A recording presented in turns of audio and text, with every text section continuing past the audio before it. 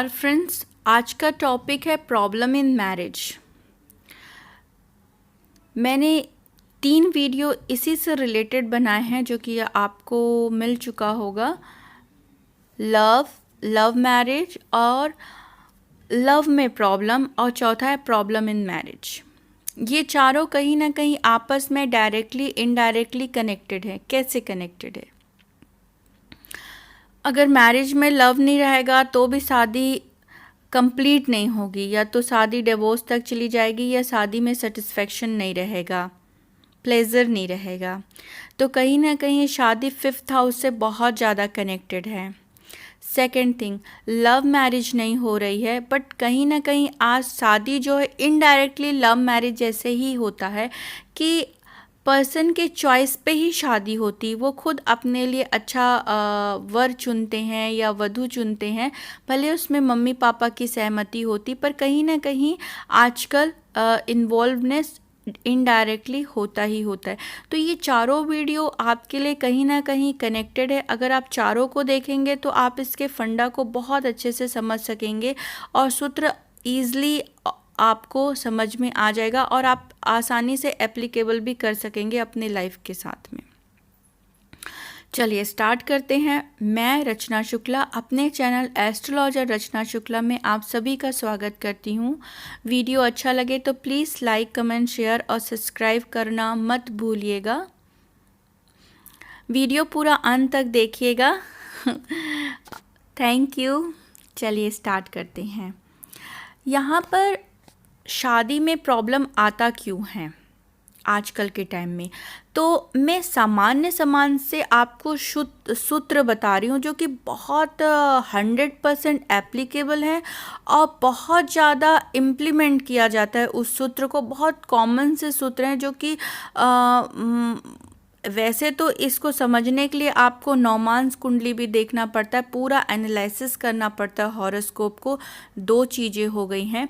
तीसरी चीज़ है यहाँ पितृ को समझना पड़ता है, पितृ दोष या पितृ ऋण को समझना पड़ेगा, क्योंकि उसको समझे बिना भी कभी कभी होता है ना, कुंडली में आपको दिख तो रहा है कि शादी में कोई प्रॉब्लम नहीं होगी, शादी आसानी से हो सकती है, और कभी कभी ऐसा भी दिखता है कि इनकी शादी टूट गई, पर दिख नहीं रहा है कि मेजर रीज़न नहीं होगा, नॉर्मल रीज़न है, या कभी कभी बहुत मेजर रीज़न भी रहता है पर उनके घर शादी चलती रहती है। क्यों? क्योंकि वहाँ जेनेटिक, या आप इंग्लिश में जेनेटिक, या उसको पितृदोष का प्रभाव नहीं है, या उनके घर में पितृदोष है। तो उनका पितृदोष को समझना बहुत ज़रूरी है। तो पहला पॉइंट क्या हुआ? आपको कुंडली में उनके आचार्य, 2 आचार्य होते हैं, गुरु और शुक्र, जो आगे चल के मैं एक्सप्लेन करती हूँ। इसको समझना बहुत ज़रूरी होगा। अगर इनका इन्फ्लुएंस है तो भी शादी नहीं टूटेगी, नहीं टूटेगी, शादी चलेगी। दूसरा, जैसे कुंडली तो फर्स्ट ऑफ ऑल आपको दिख रही है कि 35% प्रॉब्लम है। ठीक है, शादी में मतभेद रहेगा, ठीक है, पर अगर पितृदोष या जेनेटिक, उसको आप जेनेटिक बोल दीजिए, जेनेटिक में प्रॉब्लम दिख रही है तो कुंडली 65% उसकी डैमेज हो गई है। फिर एक और सूत्र कि ठीक है उसकी जेनेटिक में प्रॉब्लम नहीं है, पर उसके कर्म ऐसे हैं, उस मेल या फीमेल के कर्मास ऐसे हैं कि मैरिज में प्रॉब्लम आ रही है, उनके कर्म के कारण। कुंडली में प्रॉब्लम है, 35% प्रॉब्लम है, पर उनके कर्मास भी उनको इन्फ्लुएंस कर दे रहे हैं, तो वो शादी में प्रॉब्लम 65% हो गई है। अब पहला क्वेश्चन ये कि आपके जेनेटिक, तो जेनेटिक को पितृदोष तो दिख रहा है कि शुभ प्लैनेट है, राहु केतु के प्रभाव में है, कई पितृदोषों का निर्माण होता है। कैसे पता चलेगा कि पितृदोष है? जब मैं किसी की कुंडली एक्सप्लेन करती हूँ तो आप उसमें देखिए, मैं बताती हूँ पितृदोष है। अब कितने % तक लगा ये समझने वाली बात होती है। इसको आप समझ सकते हैं ओनली उनके जेनेटिक को समझने पे। कभी कभी देखना किसी की माँ की ज़िंदगी, किसी गर्ल का आप हॉरोस्कोप देख रहे हैं, और एक एग्जाम्पल से समझा रही हूँ कि किसी गर्ल का आप हॉरोस्कोप देख रहे हैं और उसकी माँ की ज़िंदगी भी, अपनी मैरिटल लाइफ बहुत प्रॉब्लमेटिक गई है, बहुत प्रॉब्लमेटिक गई हुई है, तो आप अंदाज़ा लगा लीजिए कि 35% इसके यहाँ पितृदोष लगा है और इनकी एक या दो बेटी के घर अचानक इस तरह की प्रॉब्लम आएगी। कुंडली में दिख रही है पर जेनेटिक भी उसको अप्रूवल दे देता, तो समझ लीजिए 65% तो प्रॉब्लम आएगी। अब इसके लिए आपको पितृदोष को समझना बहुत ज़रूरी, जो कि मैं आपको नेक्स्ट वीडियो में पितृदोष समझाऊंगी। पर अगर इस तरह का एक एग्जाम्पल से समझाया कि किसी के घर में शादी में प्रॉब्लम है, तो आप अंदाज़ा लगा लीजिए कि इनके घर ये पितृदोष है। किसी की सिंगल मदर होती तो आप उनकी बेटी के लिए अंदाज़ा लगा सकते कि पितृदोष है और इनकी कुंडली 35% इन्फ्लुएंस है पितृदोष के कारण।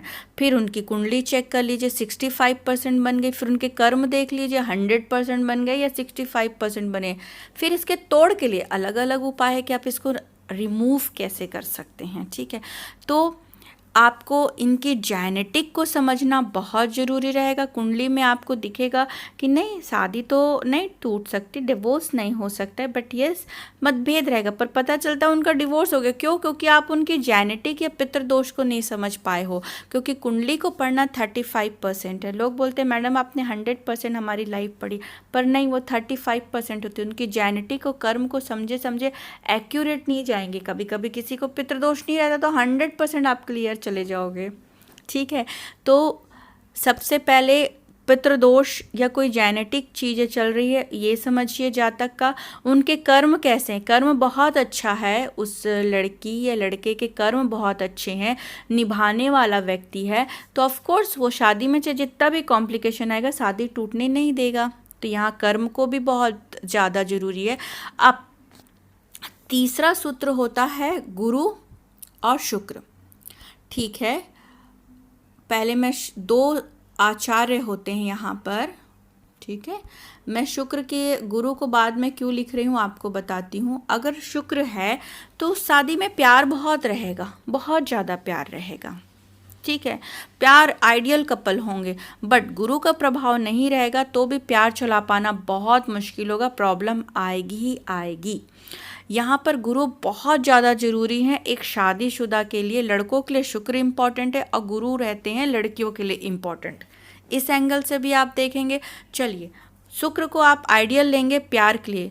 अगर शुक्र बहुत अच्छा है तो उन कपल बहुत आइडियल कपल, लविंग कपल दिखेंगे। और शुक्र अच्छा है तो शादी में चाहे जितने भी, गुरु अच्छा है तो शादी में चाहे जितने भी प्रॉब्लम आ जाए शादी नहीं टूटेगी, चलती ही रहेगी, चलती रहेगी और चलती रहेगी। प्रॉब्लम भी चल रहा है पर शादी स्टिल कंटिन्यू रहेगी। ठीक है, तो शुक्र और गुरु बहुत इम्पॉर्टेंट है। कभी भी शुक्र और गुरु को मत बिगाड़िए, ये शादी के लिए बहुत कारक ग्रह होते हैं। ना अपने पितृ को बिगाड़िए, जेनेटिक को खराब होने दीजिए, और ना ही शुक्र और गुरु को खराब होने दीजिए। ये हो गए 4 सूत्र।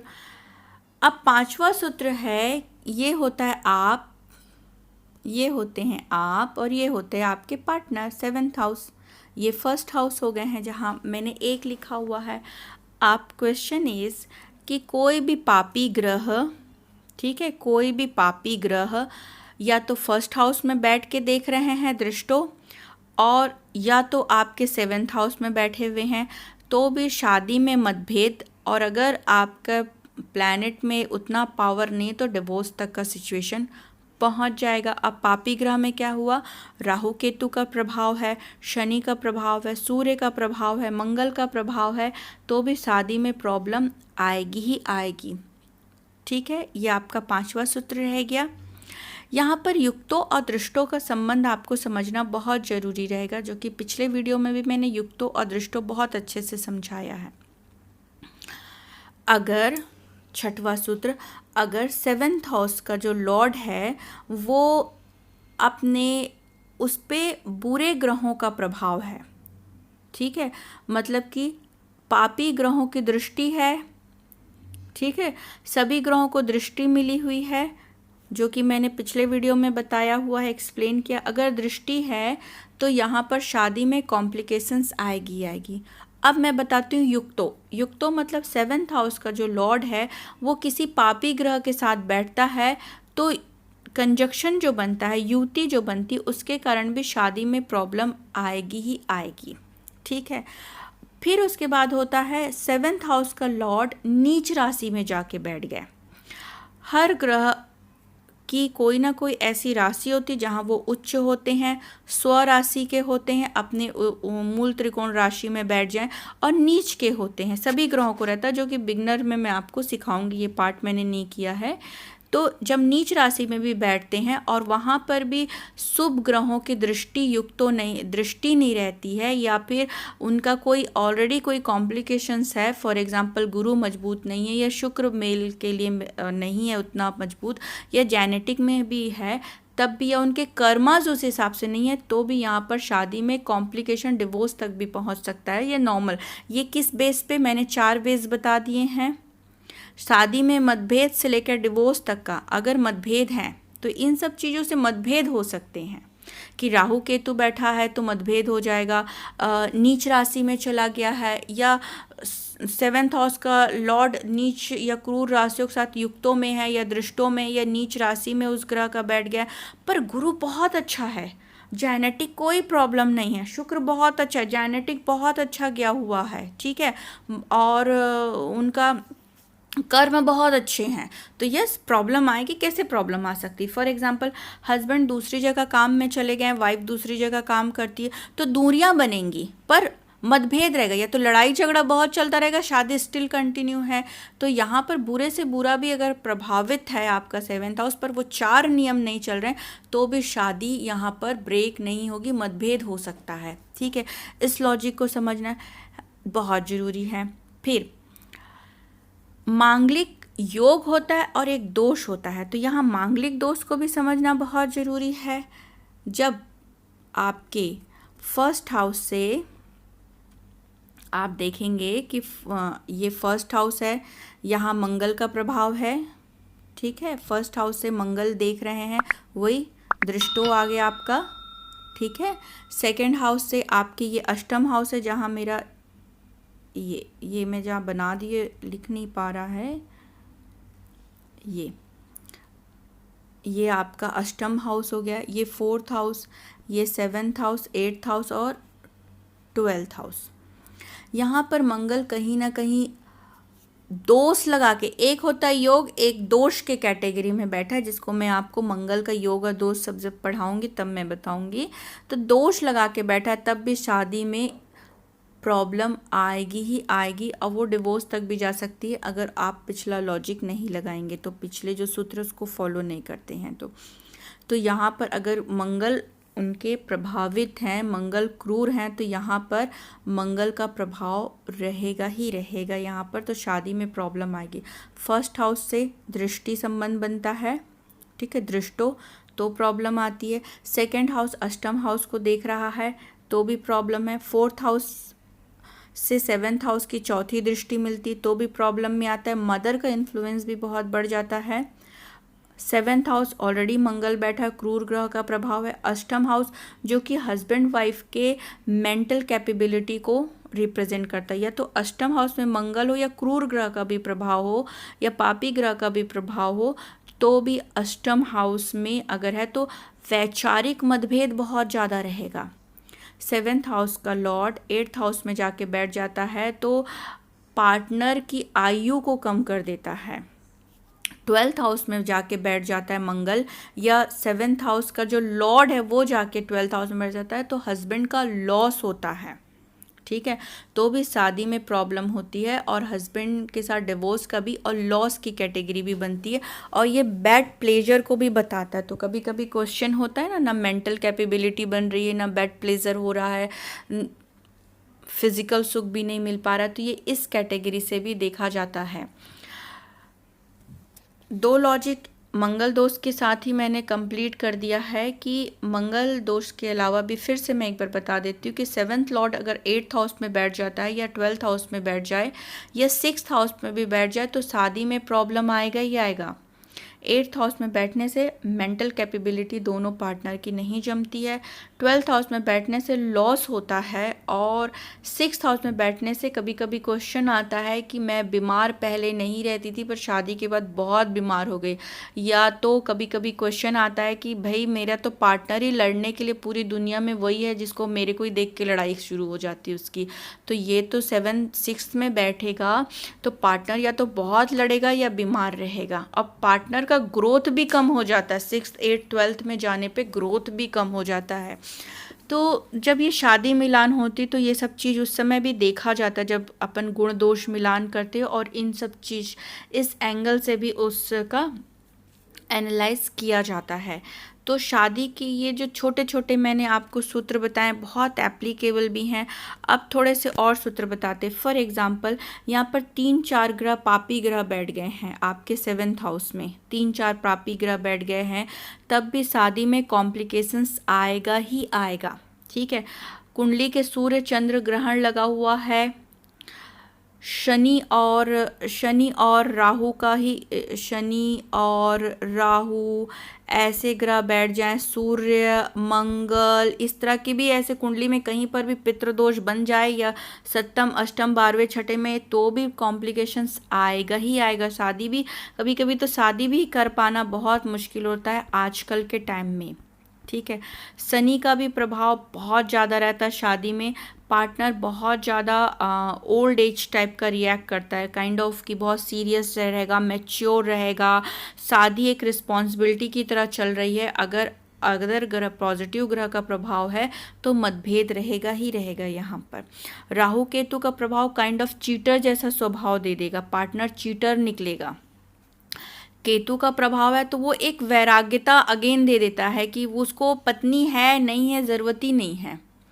ब्रेनलेस वाइफ या ब्रेनलेस पार्टनर देता है, उसका पार्टनर अध्यात्म की ओर चला जाता है। सूर्य है तो पार्टनर तो काफ़ी नाम वाला हो सकता है, उसकी एक आइडेंटिटी हो सकती है, बट ईगो प्रॉब्लम बहुत जाता है, कभी कभी ईगो में डिवोर्स हो जाता है। मंगल है तो क्रूर पार्टनर रहेगा, बहुत फुर्तीला, जोशीला, एक्साइटेड, और कभी कभी इसमें मंगल के प्रभाव से लड़ाई झगड़ा मारपीट तक हो जाता है। इस तरह के भी कॉम्प्लिकेशंस आप देख सकते हैं। कभी कभी शादी में सूर्य और शुक्र की भी जब युति बनती तो भी एक्स्ट्रा मैरिटल अफेयर के कारण भी शादी में प्रॉब्लम आता है। मंगल और शुक्र का भी कंजक्शन बनता है। शुक्र खराब, मैंने बताया ना, गुरु का होना बहुत अच्छा है, पर शुक्र अगर खराब हो गया या गुरु खराब हो गया तब भी, तो गुरु खराब होने के और भी कारण बनते जो कि भी मैं बताती हूँ, पर शुक्र खराब हो रहा है, बाई चांस वो पापी ग्रह के साथ बैठ रहा है, युति बना रहा है, तो किस तरह का कॉम्प्लिकेशन देता है। फॉर एग्जाम्पल सूर्य के साथ बैठ रहा है, क्रूर ग्रह है, तो एक्स्ट्रा मैरिटल अफेयर, और शुक्र वो रोमांस और प्यार ख़त्म कर देता है। मंगल के साथ बैठ रहा है तो अगेन इस तरह का कॉम्प्लिकेशंस या मतभेद आता ही आता है। ठीक, अगर राहु के साथ बैठ रहा है तो भी एक्स्ट्रा मैरिटल या एक काइंड ऑफ एक इस तरह का भी नेचर देता ही देता है। कुछ सुख से रिलेटेड प्रॉब्लम भी देता है, इट मीन जो प्राइवेट पार्ट से रिलेटेड भी प्रॉब्लम देता ही देता है। अब मेजर जो प्लैनेट है गुरु है, अगर गुरु कुंडली में बहुत अच्छा है, अगर कर्माज अच्छे हैं तो शादी में चाहे जितने भी प्रॉब्लम आ जाए शादी स्टिल कंटिन्यू रहेगी, अगर गुरु 100% उस कुंडली को ओके बोलते हैं तो। शुक्र का भी प्रभाव पुरुषों के लिए बहुत ज़रूरी है, अगर शुक्र पुरुषों के लिए बहुत अच्छे हैं तो शुक्र शादी में प्यार भी रहेगा और शादी अच्छी रहेगी। सूर्य का देखना बहुत ज़रूरी रहता है क्योंकि सूर्य से भी आप स्टेबिलिटी देखते हैं। तो कुंडली में जितने भी शुभ ग्रह होते अगर उनका प्रभाव है कुंडली में, अगर वो बेटर पोजीशन में है, चाहे जितने भी कॉम्प्लिकेशंस बने रहे हॉरोस्कोप में, पर शादी स्टिल चलती ही रहेगी। पर इस तरह के जो बुरे प्रभाव मैंने जो सूत्र आपको पिछले बताए हैं, और अगर यहाँ पर शुभ ग्रहों का प्रभाव कम है तो शादी में प्रॉब्लम आएगा ही आएगा। क्या जितने सूत्र मैंने बताए हैं वो उतने सफिशिएंट है? नहीं, उतने तो सफिशिएंट नहीं है। ये तो पूर्ण एनालिसिस का सब्जेक्ट है, इसमें नवमांस कुंडली देखना बहुत ज़रूरी है, और भी नक्षत्र को देखना बहुत ज़रूरी है, और भी कई ऐसे सूत्र बनते हैं जो कि बहुत बड़ा वीडियो बन रहा है, इसलिए मैं एक्सप्लेन नहीं कर रही हूँ। मैं बहुत कॉमन से सूत्र आपके लिए लेके आई हूँ जो बहुत एप्लीकेबल हैं। ठीक है। बट ये बहुत कॉमन से सूत्र मैं आपको बताई हूँ, बहुत सारे सूत्र हैं जो कि आगे प्रेडिक्शन के दौरान मैं आपको ज़रूर एक्सप्लेन करूँगी। ये छोटी सी मेरी कोशिश थी आप लोगों के लिए, ये आप लोगों का डिमांड था, तो आप लोगों के लिए एक छोटी सी कोशिश थी। होप आप लोगों को बहुत अच्छा लगा हो तो प्लीज़ लाइक कमेंट शेयर और सब्सक्राइब करना मत भूलिएगा। और वीडियो कैसा लगा है बताइएगा। आगे कुछ आप और टॉपिक पे जानना चाहते हैं तो वो भी मुझे बताइएगा। फ्रेंड्स, आज के लिए इतना ही। कल फिर से आपके लिए कुछ नया लेके आऊँगी। तब तक के लिए शुभ रात्रि। भगवान आप सबकी मनोकामना पूर्ण करे। Thank you so much. God bless you.